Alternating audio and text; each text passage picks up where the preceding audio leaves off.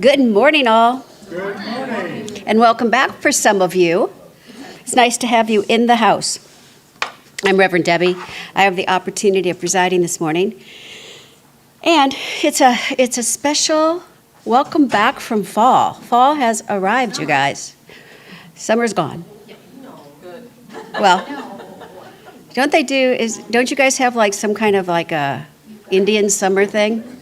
Oh, that's right. I'm here now too. We still have Indian summer coming. But I want to welcome everyone. Our statement for truth here is there is a power for good in the universe and you can consciously use it. And the mission of this center is to teach, demonstrate, and inspire a spiritual, positive approach to living. And with that, I am pleased to introduce our guest musician today, Claire. Right.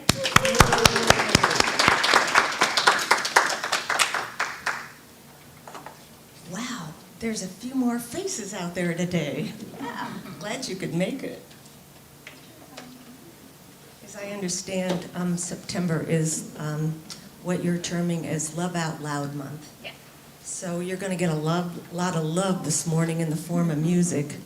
And there's no excuse not to sing on this one because there's going to be words up on the overhead. So I don't know if you want to sit or you want to stand or what do you want them to do, Joanne, Reverend Joanne? Do you want us to... What's the song? Well, it's the greeting song and it's I Choose Love. Well, I think we should stand. Alrighty then. All right. Here we go.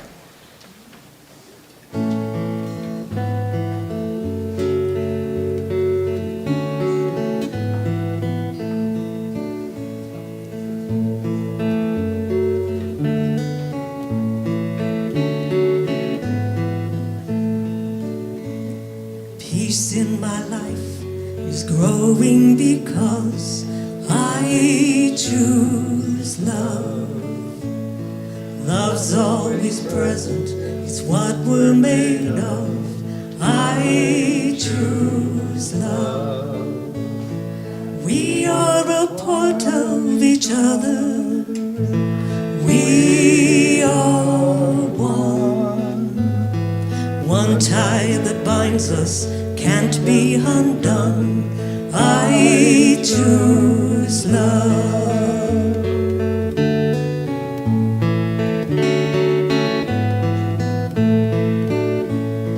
Peace for our planet is growing because I choose love. Let love be present, it's what we're made of. I choose love. We are a part of each other. We are one. One choice unites us. Let love be the one. I choose love. I choose love.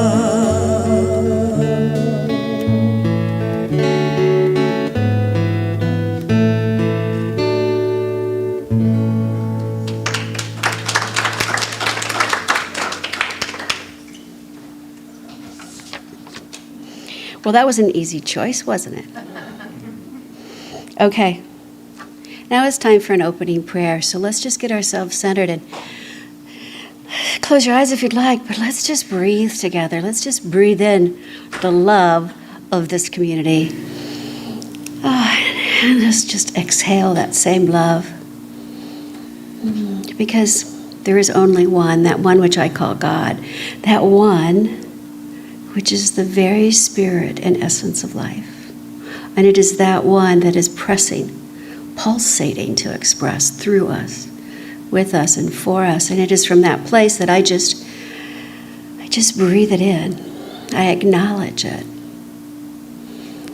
And I stand in the power of it, knowing exactly where each and every one of us is a holy space.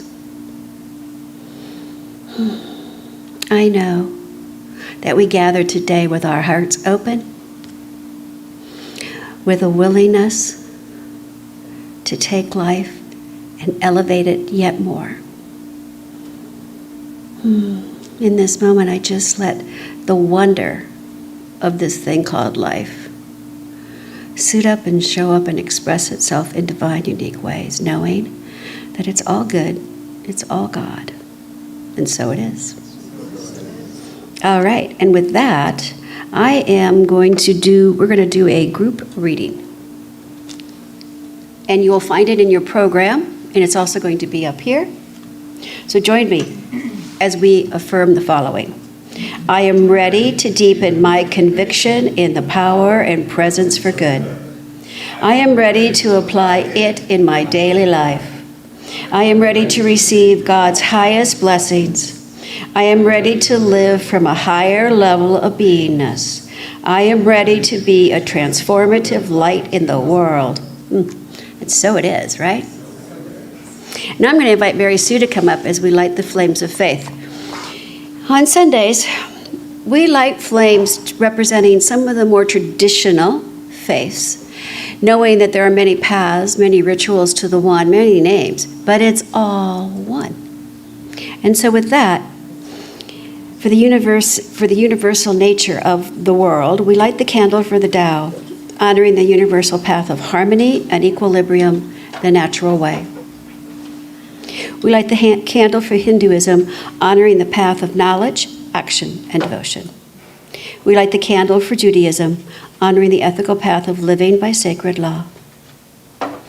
We light the candle for all forms of Buddhism, honoring the Four Noble Truths and the path of compassion.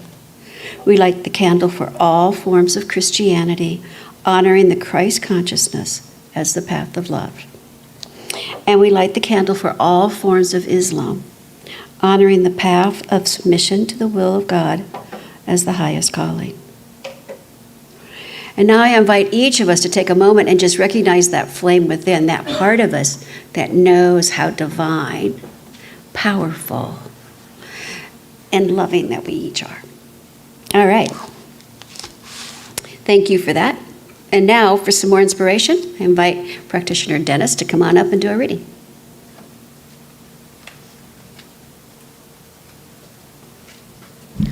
Good morning. This reading is from the book called Oneness, Great Principles Shared by All Religions by Jeffrey Moses. The title is Better to Examine the Self. One of the central themes of every religion is the importance of understanding ourselves and using that strength as the basis for all of our activities. Learn to know thyself, exclaims the Islamic faith. If you know yourself well, your errors will be few, says Confucianism. Knowledge of one's self is stated to be the most excellent among all things, for it leads to enlightenment, says the Hindu religion.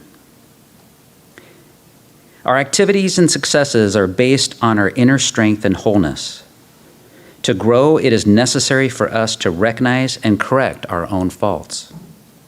Yet it is difficult to do this, since we often hide our shortcomings not only from others, but also from ourselves.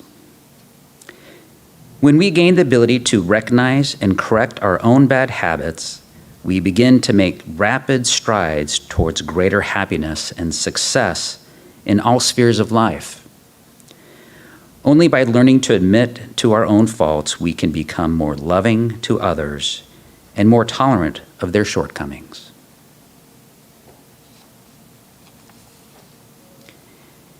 If you love others and affection is not returned, look into your love. If you rule others and they are unruly, look into your wisdom. If you treat others politely and they do not return your politeness, look into your respect. If your desires are not fulfilled by what you do, turn inward and examine yourself in every point. That's Confucianism. First, take the log out of your own eye, and then you will see clearly to take the speck out of your brother's eye. Does that sound familiar for some of us? Yeah. Christianity. The ignorant observe others' faults, be they so little as a mustard seed. but they overlook their own faults as large as bilva fruits. I'm imagining that's a large fruit, right? That's from Hinduism. The faults of others we see easily. Our own are very difficult to see. Our neighbor's faults we winnow eagerly as chaff from grain.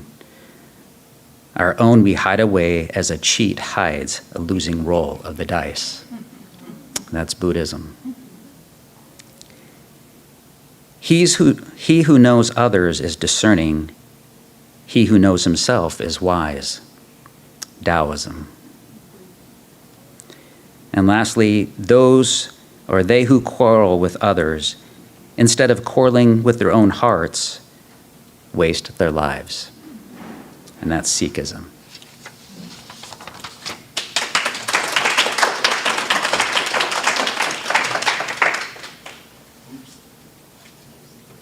Thank you, Dennis. And now we have a song.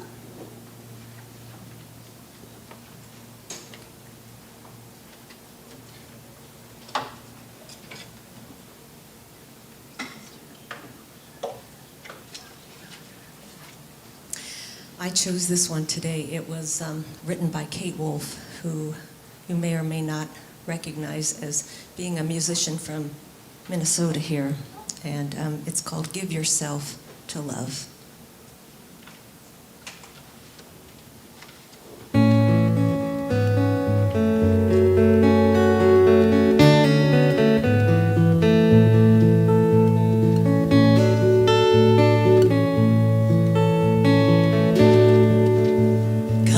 Friends all gathered round, there's something I would say.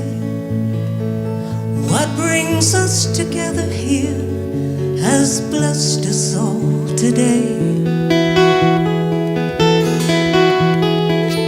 Love has made a circle, and it holds us all inside, where strangers are as family, and loneliness can't hide. So give yourself to love, if love is what you're after. Open up your hearts to tears and laughter, and give yourself to love. Give yourself to love.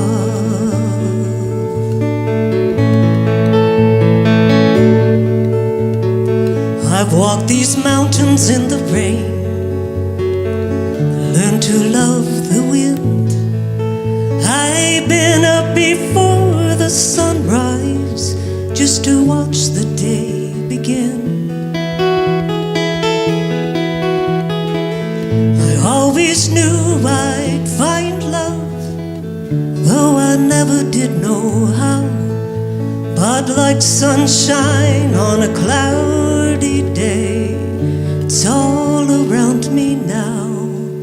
So give yourself to love, if love is what you're after. Open up your hearts to tears and laughter, and give yourself to love. Give yourself to love.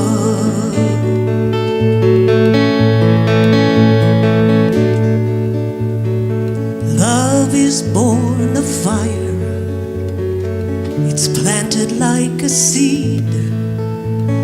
Love can't give you everything, but it gives you what you need. And love comes when you're ready. Love comes when you're afraid. It can be the greatest teacher, the best friend you have made. So give yourself to love, if love is what you're after. Open up your hearts to tears and laughter, Give yourself to love. Give yourself to love.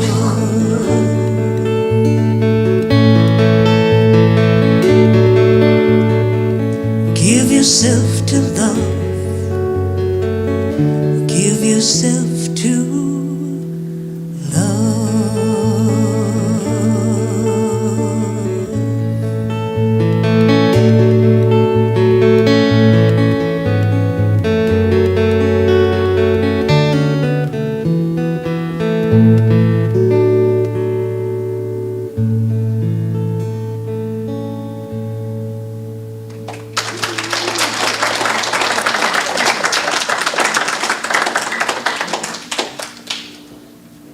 That was lovely.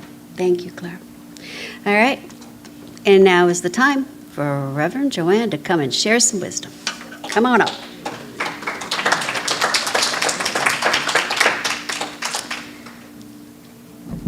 All right. Thank you, Debbie. Thank you, Claire. Thank you, Dennis. Thank you for being here. It always fills up a little bit. I sit down here, and then when I turn around, the chairs are filled up. I like it. So we're talking about love this month, and today I'm going to be talking about self-compassion and forgiveness. I'm going to focus on that because that comes under that love umbrella. Last week, Reverend Debbie talked about self-love, and this isn't selfish love. This is understanding that we've got our own worth, giving ourselves credit for that, having a positive regard for yourself. That's what we're talking about. We talked about self-care and the idea that when you're on an airplane and they remind you if you need oxygen and that thing comes down, put it on yourself first, because you can't help others until we're healthy ourselves. So this is an important thing when we're talking about love. We got to love ourselves. Know thyself. And we talked, some of the stuff we covered this morning was about knowing ourselves. Debbie talked about that last week, and then I ran across this quote by William Butler Yeats. He's an Irish poet and dramatist. He lived from 1865 to 1939, and he said this: "It takes more courage to examine the dark corners of your soul than it does for a soldier to fight on a battlefield." Well, maybe that's stretching it a little, I don't know.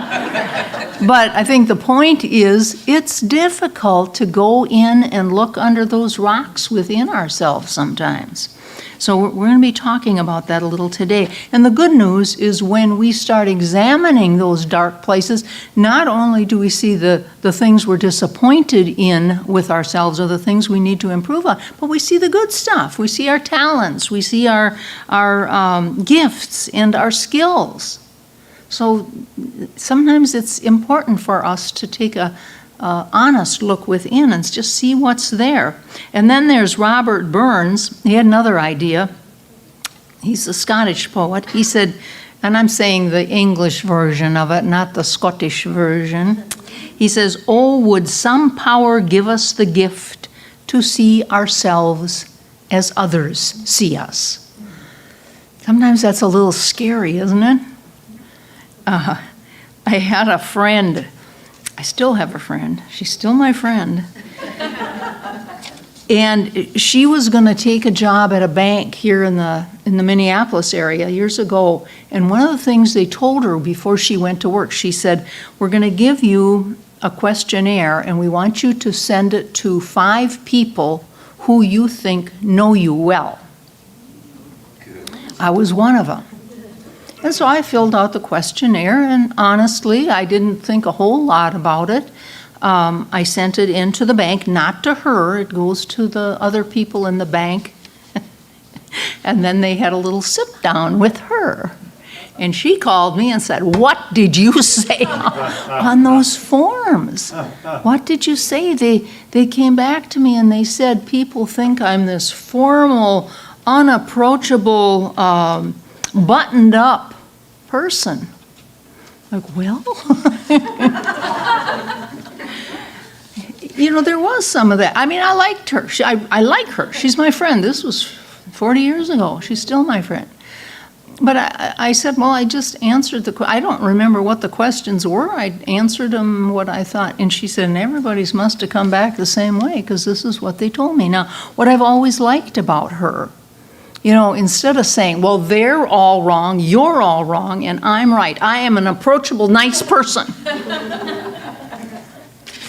She listened to what they said, and they gave her some clues. They said, you know, instead of having these scarves, Colleen heard this story before. I repeated it at our prison visit on Tuesday night. She'd wear these, this was the day, you know, you had scarves you could wrap around your neck real tight, like that. And then, you know, she had her blouses buttoned up right to here. Not the most approachable look. And they said, take those scarves off, unbutton a couple buttons here, and look a little more vulnerable. And the other things they said to her is, like, if you're walking down the hallway here in the bank, make a little eye contact with the people you run into. You know, if you see some people huddled in a little around a desk looking at some baby pictures, you know, at least feign some interest in it. Get involved. And she didn't have, this was not something that came innately to her, just wasn't. But what I've always liked about her is she's always trying to improve herself. Well, they told her this, so she took the scarves off, unbuttoned her blouse a little bit, looked at some baby pictures, and started to greet people by name in the hallway. So I think that what she had is she had some self-compassion. I mean, she could have said, I'm this way and I'm a good way and I do good work and these guys are all wrong and obviously they were out to get me. She didn't say that. She looked at it with an open mind and she changed the way she presented herself. Now, not all people do that. There's in our Science of Mind book magazine that we get for the month of September, there's an article by Mark Waldman every month and Andrew Newberg, and they're like neuroscientists or something. And they're talking about certain people that have what they call an imposter syndrome. And a lot of us have had that imposter syndrome. And so there's a guy they used as an example, Seth Godin. He's an author, an entrepreneur. He's worth about $50 million. And he said, this imposter syndrome that I have, worth $50 million, never goes away. He just can't accept the good person that he is. He cannot accept the successes that he's had. Another example is Maya Angelou, the poet. She's written like 11 books. She's got 50 honorary degrees, Presidential Medal of Freedom. She wrote the book, if you haven't read it, it's a good book called I Know Why the Caged Bird Sings, and it's her autobiography. So she's written 11 books. She says every time she gets a medal or every time she publishes another book, she says, uh-oh, now they're going to find me out. This imposter syndrome. Many studies, nearly a half of all professional health practitioners, educators, college students suffer from intense imposter syndrome symptoms. And primarily that symptom tends to be anxiety. I worked with a guy fresh out of college, came to Kennard as a broker, and he hit the ground running. I mean, he was fresh out of college, but what did he do? He took his show on the road. He went to all these small towns in Minnesota and told them what for about investing, and he was the guy to do it with, and here's what a stock is, here's what a bond is, here's what annuities are. He was, he very successful, opened accounts, and ended up being the manager of the St. Paul office, which I worked in for a while. And I don't know how it came up, but this idea of lacking confidence or something came up, and he said, there is not a day that goes by that I don't think today I'm going to be exposed as the imposter. I am. Done everything right, and yet he couldn't accept. Isn't that interesting? How we do that? So Mark Waldman, this guy that writes this article in Science of Mind, and Andrew Newberg, they said the simple solution is immerse yourself fully in the enjoyment of your work and relationships, and as you do, savor every positive experience in the moment. This is their advice. This turns down excessive activity in the imaginative default network where most of our imaginary feelings are created. So these guys, neuroscientific, that's one way, but I have a different way. You know, a lot of my wisdom comes from songs and plays and movies. And so remember the movie The King and I, Anna? And she sang, "Whenever I feel afraid, I hold my head erect, I whistle a happy tune, no one ever suspects I'm afraid." And the bottom line is, when I do that, I fool myself. I know I'm not afraid. So that's the kind of stuff that resonates to me. And then there was Dallas. Some of you don't remember that show. Dallas, J.R. Ewing, he was the bad guy, and he was married to Sue Ellen. Now, she wasn't exactly perfect, but I liked her because she walked around with her head held high, her shoulders back. She never got ruffled. He was a jerk. She was married to this guy that was really not a very nice person. But she held her head high, and she was her own person. And I liked that about her, because I didn't feel that way as a new broker. I'm like, by noon, I'm feeling like, oh my gosh, what am I doing here? But I remember one day I was going for a walk. I went downstairs on the sidewalk, started walking downtown, and thinking to myself, think about Sue Ellen. How would Sue Ellen walk down this sidewalk? How would I feel in Sue Ellen's skin? So I played that game, held my head high, put my shoulders back, went back to work, gave it all I could.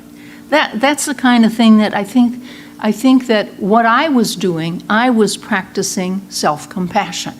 Instead of beating myself up and saying, you know, you don't have a clue what you're doing here, why don't you just pack your bags and go home? No, I thought, no, I've passed the test, I've got clients, I can reach out, I can do my job, and that's what I'm going to do, Sue Ellen style. So another way to practice self-compassion is when we're tempted to come down hard on ourselves, which don't we, aren't you your worst enemy sometimes? Is this, when you're being tempted to be critical of yourself, how about you think to yourself, how would I respond if I were responding to a friend of mine? We wouldn't say the same things we're saying to ourselves at all. And the same thing goes to being forgiving. You know, we're kind of hard on ourselves. If it's a friend, yeah, then we can be forgiving. And this forgiveness stuff is a game changer. It really is a game changer. If you're walking around with resentments and blame, everybody else's fault, not my fault, it's really hard to grow spiritually and get your consciousness raised. It really is. But if we can be forgiving, it gets a big, heavy burden off our shoulder. So, as with self-compassion, how would I respond to a friend in this forgiveness stuff? Now, maybe you've never put your foot in your mouth, like I have. Maybe you've never hit the send button to somebody that you didn't mean this message to go to. Maybe you've never overlooked the need of somebody who's counting on you. Maybe you've never been at a loss for the right words to uplift somebody or to comfort somebody. Maybe you've never started to speak before hearing somebody out. But just let's say that once in a while you've done those things. And how easy it is for us to chastise ourselves. You idiot. How could you let that happen? What's the matter with you? I mean, do these words sound familiar? Unfortunately, unless we really, keep track, stay aware, these sometimes are the words that come to us about ourselves. We're hard on ourselves. Why can't you learn to listen?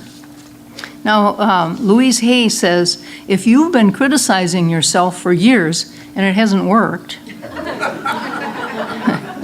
try approving of yourself and see what happens. Wise words from Louise Hay.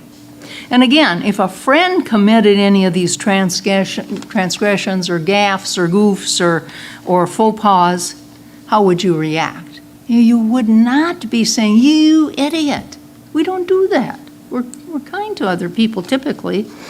And we would say things like, that could happen to anybody. I've done that myself. My mother, when we used to play cards, and we'd make a mistake, like I forgot to play your invite back. Oh, I'm so sorry I forgot to play your invite back. I should have taken that with the ace on that heart trick. She would say this, I would have played it exactly the same way. She was a good card player. She wouldn't have made those mistakes, but that's how she comforted the person that was beating themselves up. And that's more our attitude when it's our friend. Maybe we could say if you screwed up, you can say, well, you always have another chance. You can go back to that person, call that person and say, I really felt like I should have given you a call that day and I didn't, and I'm here for you. Just know that. We always have that ability. And what if, like when we go to prison, what if this faux pas, this gaffe, what if it was really something serious crime like we run into when we go to the prisons? Self-forgiveness is still in order. And it's a biggie in the prison. And the people that come to our circles, a lot of them have kind of figured this out. They're really open to what we say about self-forgiveness and doing the right thing. So how do we go about this self-forgiveness stuff? There's a book by Mary Hayes Greco I really like. It's called Unconditional Forgiveness. She's a local lady, and I took a few classes with her, but I loved her book because it's real simple. She's got, here's what you do to forgive. And first of all, when we're talking about forgiving others, we can see the end result, what's it going to look like and just know that big burden is going to come off of our shoulders. And it's the same thing with the process of self-forgiveness. You got to acknowledge what pain it's causing us to carry this burden. You got to be aware of that, first of all. Understand what it is that's causing us pain. And then have some compassion. Everybody makes mistakes. We made a mistake. Treat yourself with the same compassion that you treat a friend. And then ownership. Take responsibility without dwelling on the blame. Take responsibility. Yes, that happened, without beating yourself up or beating somebody else up. And then there's that gift of release, process of release. Again, you become aware of what emotions you're holding. Be willing to let them go. And the suggestion is to visualize this. And I've talked to a lot of you about how I visualize when I want to let something go. I visualize a beautiful basket of a hot air balloon, beautiful ribbons coming out of it, colors like this, beautiful ribbons flying out of this basket of a hot air balloon. And whether it's a person or a situation that I want to let go of, I just visually put it in that basket. And I let it go to the nothingness that it is. I say, let this be dissipated to its nothingness. It's a powerful thing. Or you might imagine it flying away in a balloon, or leaves floating down the river. Let it go. So powerful, because when we do that, when we let go and get that burden off our shoulders, then we can replace those things that really were bearing down on us, we can replace that with positive thinking. We can replace it with growth, and we can replace it with lessons learned. So self-forgiveness is really important, really important. If you're not forgiving of yourself, it's really hard for you to take that step to be forgiving of other people. And it is important. I'm going to tell you a story. I've told some of this before. You know, I'm going to repeat these stories because they're good.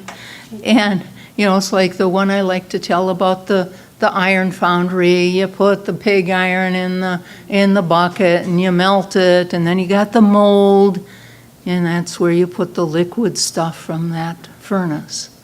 And all we're responsible for is the mold. I'll tell you that every week, because to me, that's our job, to remind everybody that see the end result, make that mold. You want a healed relationship.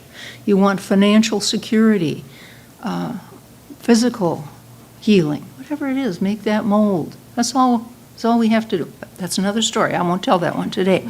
But, but another one, to me, that was very important is really the first impact that this forgiveness of others had on me. And it happened over 40 years ago. But it had such an impact on me that now, whenever I have a grudge or I'm judging somebody, I think to myself, do I want to carry that around? No, because I remember what happened those many years ago. There was this woman in my life who kind of controlled my life. I could be happily going along, and if I'd hear her name, hear her voice on the phone, my stomach would just get tied up in knots. She was in charge. I couldn't be happy if I heard her voice or heard her name, anything. This went on for years. I mean, it seemed like forever. And one day, and I was just starting to get into the Science of Mind stuff. I didn't have really a clue. I don't think I even had the Science of Mind magazine, but I was reading stuff like psychocybernetics and things where they talked about saying things in first person and making an affirmation. So I thought, well, okay, I'm going to do an affirmation about this horrible woman. And so I sat down and I wrote like a 2-paragraph affirmation. And it went something like, now, instead of my stomach being tied up in knots when I hear her name or hear her voice, I now have a feeling of warmth, even affection. I'm writing this down thinking, well, this is definitely a lie. and to this day, I have a cousin who will say to me, Joanne, will you write me one of those lying prayers?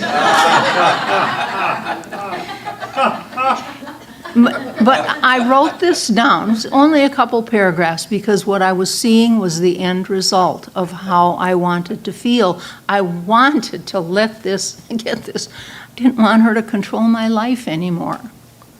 And so I didn't know what I was doing, but I'd just taken bits and pieces thinking this is what I should do. And so I read this out loud every day for 6 months.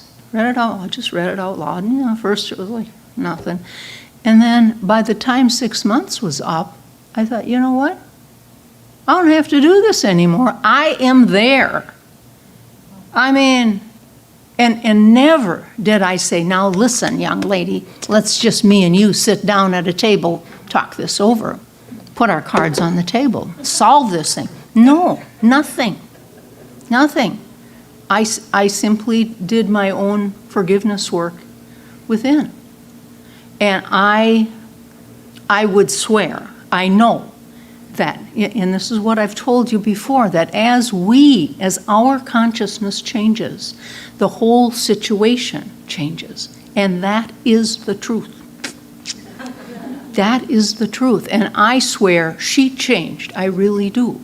I didn't have to talk to her, but there's a power in the universe that works on our behalf. And I think that is exact. And again, it was so meaningful to me. It made such a difference in my life. that now when I start to feel a grudge or a judgment or some unforgiveness about somebody, I think, do you want to go through that or do you want to let it go? And I choose to let it go as soon as I can possibly get a grip.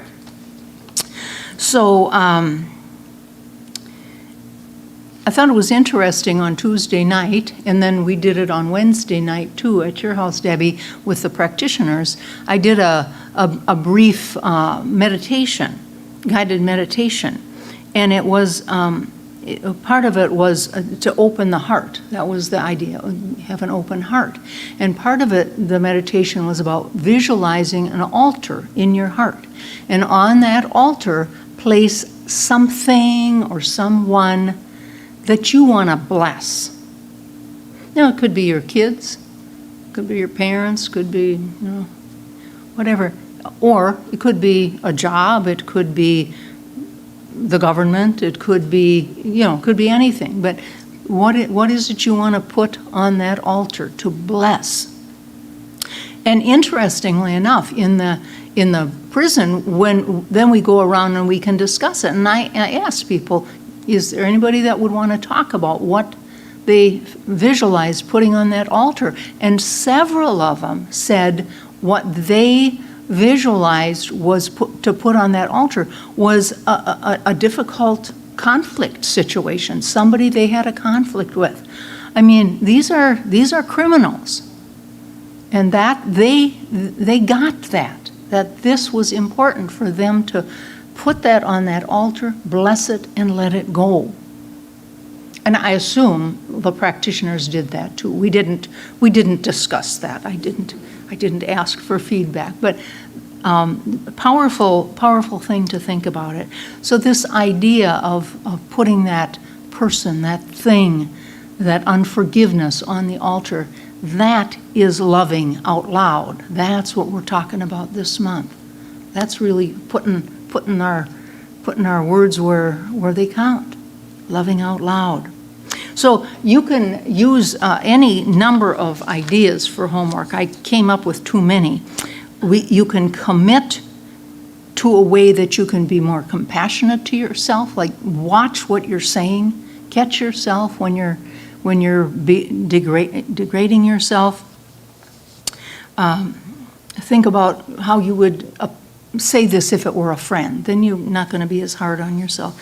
And with forgiveness, if there's a situation or a person in your life where you're being being judgmental or unforgiving, think about using some of these ideas. Like Mary Hayes Greco, she says, when you're trying to forgive a situation or a person, one of the things you can do, for instance, is you can put it physically, take a chair. You want to do this with nobody around, and hopefully the walls are thick in your apartment. Maybe put a picture of that person that you're trying, or a name on the chair. And first of all, you might want to unload a little bit. You might want to say, let me tell you something. This is how this affected me. I've been walking around with this hurt. What you did, who you are, hurt me, hurt our kids, whatever it is. I think it's important to unload a little bit. Sometimes I've unloaded till I want to crumble. It takes all the sap out of me, but that's part of it. It's part of that. When we get that out, then we can say, and now I'm going to let that go. I'm done with this. I'm done judging you. As much as I'm capable of doing right now, I'm willing to forgive. Forgive and let you go. So these are just clues, but if you are in a situation where you're having trouble forgiving, that book by Mary Hayes Greco is a good one. It's very simple, and I find it very effective. So we want to acknowledge that by letting this stuff go, I am free ourselves. And maybe even, I've done this too in situations where it was very difficult for me to forgive. I couldn't really find the words, but I said to my higher power, I'm just going to say my blessing, the blessing I say to you every week. May you be at peace. I'm saying it to this person I'm having trouble. May you know the beauty of your own true nature. May your heart be open. May you be healed. May you be blessed. You can say those words, and with this idea, talking to God, saying, I know I'm not there yet. You know what the feelings are in my heart. I'm still, but I'm willing. I'm willing to become forgiving. I'm willing to let this thing go. I think these words are music to our higher power's ears. When we talk that way to our higher power, I think, boom, you got me. I'm right underneath you. And so I think it's that is one way to let it go. Forgiveness of self and others is a life changer. Can absolutely change your life. Got to be honest with yourself, where you are with it, because sometimes we think, well, that doesn't count because that person, it's in a whole different area. It doesn't deserve my forgiveness. Can't, a terrible person. No, you got to be honest with yourself. Where are you with this? And the sooner you acknowledge it and agree to let it go, the better your life's going to be. And if you don't have the tools, if you don't feel like you do, call one of the practitioners and say, here's what I'm going through. The practitioner will help you. Call Reverend Debbie or me. Everybody will be there for you to uplift you, encourage you. And again, I would say Mary Hayes Greco's book, Unconditional Forgiveness, probably not a bad place to start just to get your mind right about this situation. And I'm going to close with a quote by Martin Luther King, because it has to do with love and it also has to do with forgiveness. He said, we must develop and maintain the capacity to forgive.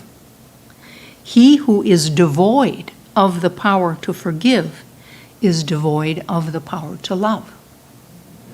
So how important that is. So I'm going to ask you right now to take a deep breath, get comfortable in your chair, and I'm going to do a spiritual mind treatment, which is a positive affirmation. It's a It's a positive affirmation, and I'm going to say it in first person as though it's for me, but just know that these words are for you as well. So take a deep breath. If you like, close your eyes.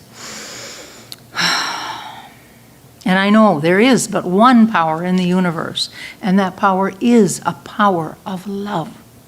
It is a power of joy. It is a power of healing. It is the power that has the perfect solution to any perceived dilemma in my life. And I know that that very power that created everything and everyone is the power within me, the power within its creation, giving my words, my thoughts, my expectations, co-creative power. And I speak these words now regarding the words that I spoke today. Even though I've sometimes lacked self-compassion and forgiveness of self and others, I now commit to self-talk that is kind, the way I would talk to a friend. I now commit to my willingness to forgive myself and others. And I now claim my freedom from that burden of being judgmental, holding a grudge, living with resentment. I replace that burden with a positive affirmation. Affirmations, positive thoughts that focus on growing spiritually, living a life of joy, loving out loud. And I'm grateful that this is how this works. My word spoken into law, and it is done unto me as I believe. I am grateful for this, and I release these words now to that beneficent conspiracy for perfect manifestation. So it is.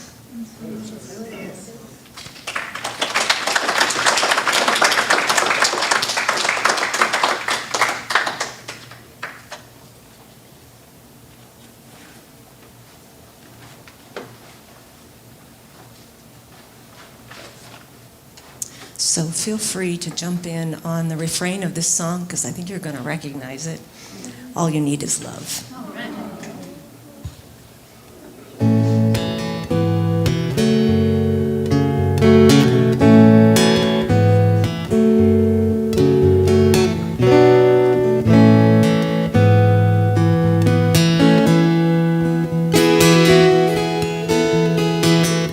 Love, love, love.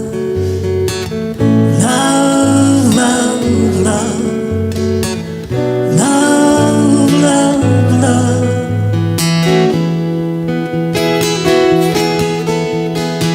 There's nothing you can do that can't be done.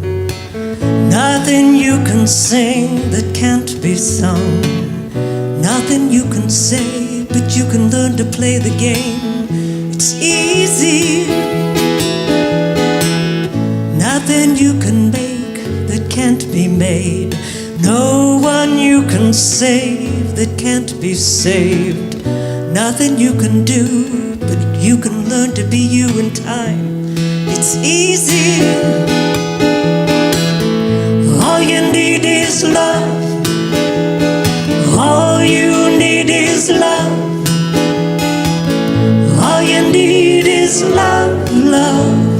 Love is all you need.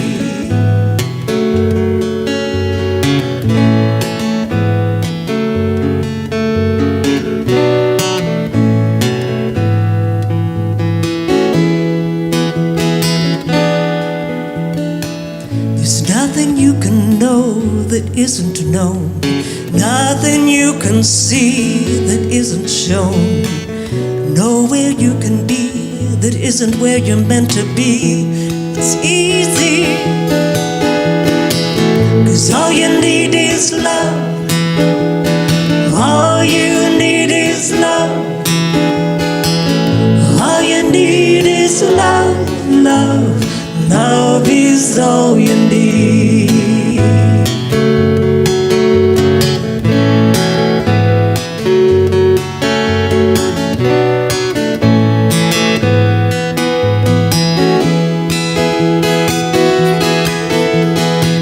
'Cause all you need is love. All you need is love. All you need is love, love. Love is all you need. All you need is love. All you need is love. All you need is love, love. Love is all you need.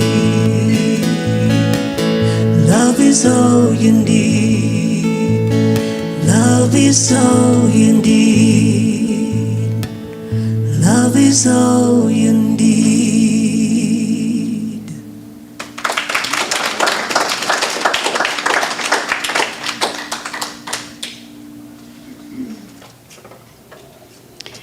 Okay, feeling pretty spiritually full? Now is the time of conscious giving. And it's conscious giving because, it's not just about the money. It's about the whole process of giving and knowing that it comes from that place of the heart, that place where we're really clear that God, Spirit, is our source.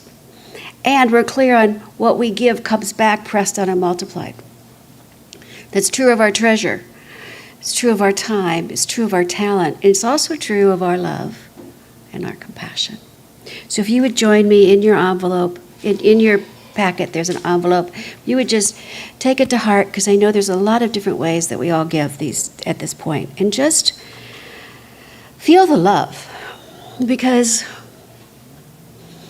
when we give it from that place of love, from that place of true intention of good, it comes back so many great, gracious ways. So let us just send this gift out to the world full of that love. Breathe into it, accept it. And I'm going to pass the basket so you can let it go.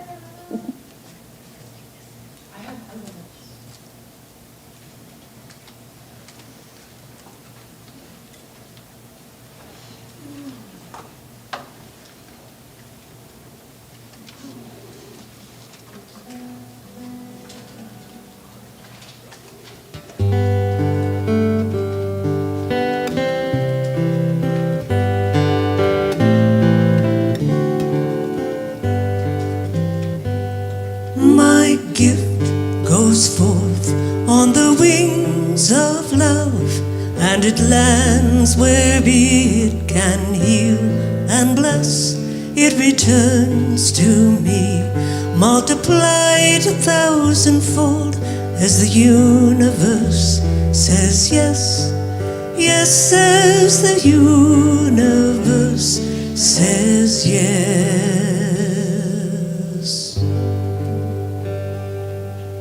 Thank you, Anthony. We are grateful for the gifts and for the givers and for the whole knowing of what goes around comes around. Okay, now it's time for some announcements, and we've got a few. Next Sunday, we are doing a little workshop after service. It's going to start around 11:15. It is all around building an abundant consciousness, and it's going to be a visualization exercise.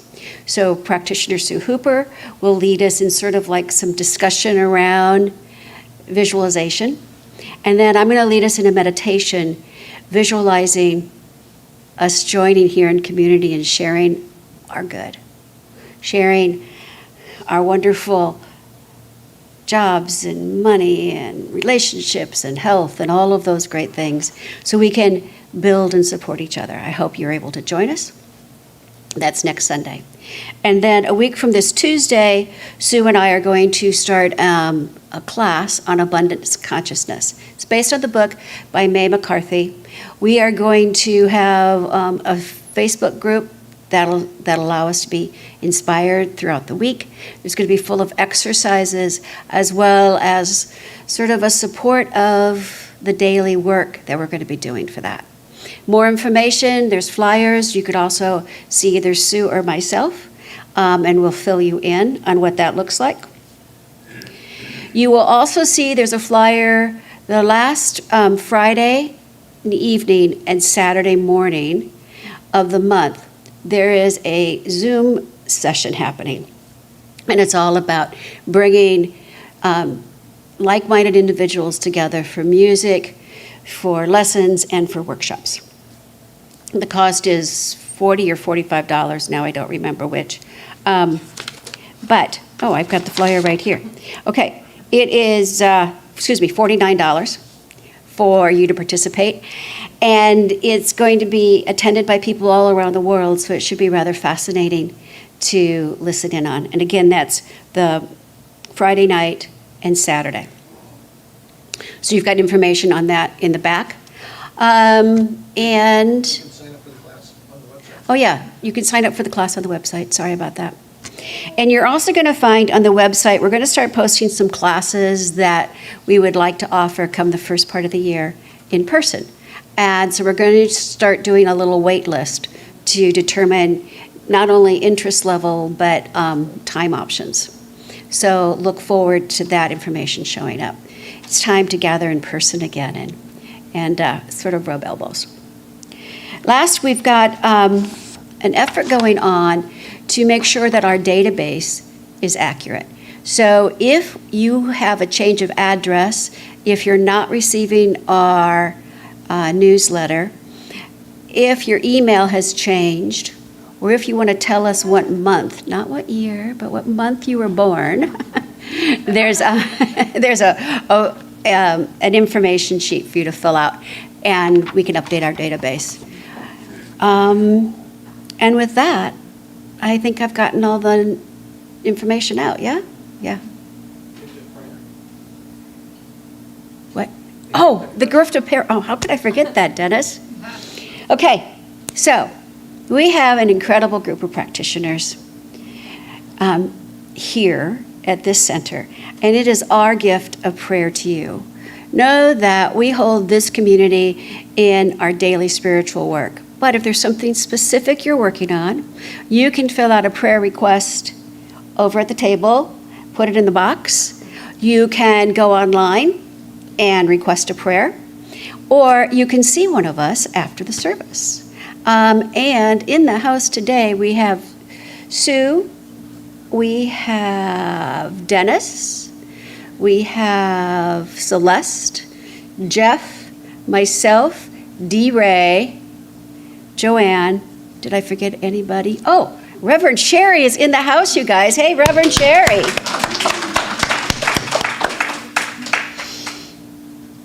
All right. And we say that because Reverend Sherry's going in for knee surgery soon. So, hey. Gotta put her to work while she's here, okay? So if you need prayer, put her to work. Okay.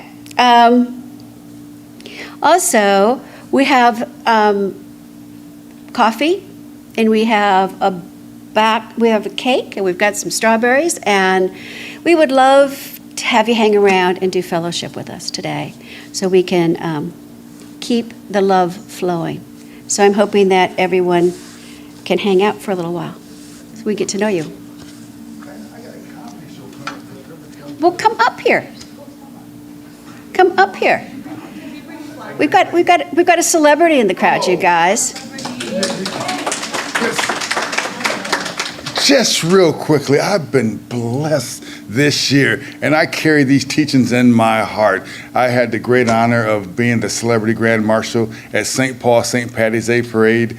I co-hosted the Taste of Minnesota with Andrew Zimmer this summer, and we took that thing and we're having a comedy show September 23rd. It's called the Taste of Fancy Ray. And it's going to be September 23rd at the Spring Street Tavern. And if you've never seen me before, I guarantee you will see a man levitate that day. And your hearts and souls will levitate. Comedy, wisdom, and there always, when I do my comedy, it's funny, but also I'm going to put some spiritual truths out there because that's who and what I am. And if you want to have a vibration of love, joy, and you'll walk out with a smile on your face, come on down. September 23rd at the Spring Street. I didn't bring any flyers in. How can they get tickets? What time? Oh, it's called, you can go to Eventbrite, Taste of Fancy Ray, Eventbrite, Taste of Fancy Ray, and I hope to see you down there. And just bless you and thank you so much. I'm part of this church and this community. I love you all.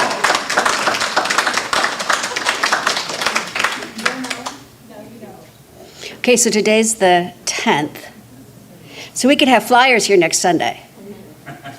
Right? Yes. Got it. Flyers next Sunday. 8 o'clock. 8 o'clock. Spring. Spring Street Tavern. There you go. We'll have flyers next week. All right. Now I hate having to follow him. I'm telling you. It is hard. It is hard. When his energy gets up here, you could just feel it, can't you? Okay. Here we go. All right. I'm going to do a quick prayer out. Reverend Joanne's going to do a blessing out. Claire's going to let us sing out with her. And then we're going to eat cake, drink coffee, and chat. So let us just take a wonderful deep breath. That idea of a breath, it takes me right to that center place where I can remember my truth. That I am that divine expression of the one. That one, which is expressing itself as love, as compassion, as forgiveness, as freedom. It is that one that is free to be who one is to be. And I just celebrate that knowledge. I give thanks. I let it go. I let God do all the heavy lifting, and so it is.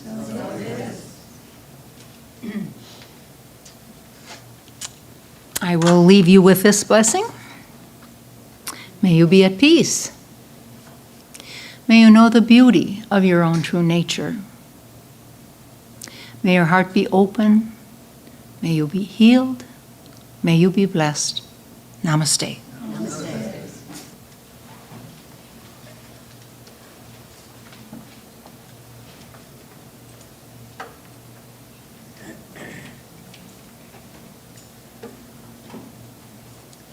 Well, it seems like we're doing a whole lot of retro today. I think you're going to recognize this one. And my mind went on vacation, so I can't remember who recorded it. But I think you'll recognize it. Let your love flow.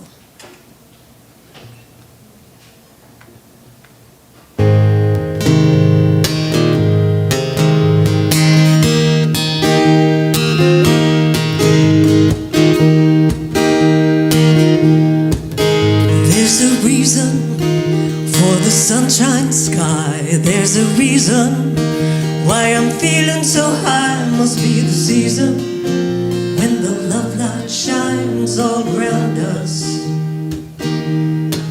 So let that feeling grab you deep inside, send you reeling where your love can't hide. Then go a stealing through the moonlit nights. Let your love flow.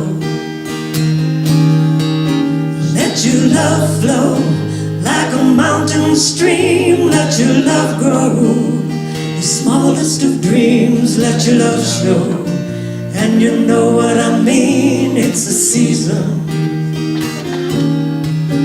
Let your love fly like a bird on a wing. Let your love bind you to all living things. Let your love shine, and you know what I mean. That's the reason.